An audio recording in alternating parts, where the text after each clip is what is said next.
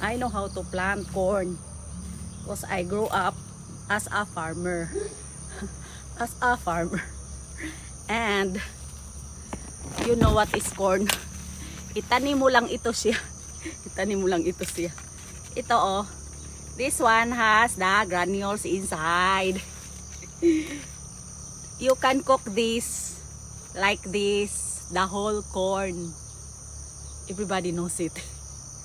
But we often use this growing up like yung kanin ba? Ano bang ano sa kanin? Kanin. Kanin rice. Ginawang kanin ba yung mais? Ano ba tawag? Food. Main source of food. Growing up, we eat like this.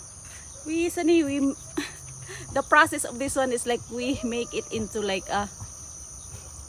ano ba yun? Pino ni sinasaing. Ay, bahala na kayo. Ang hirap mag-English.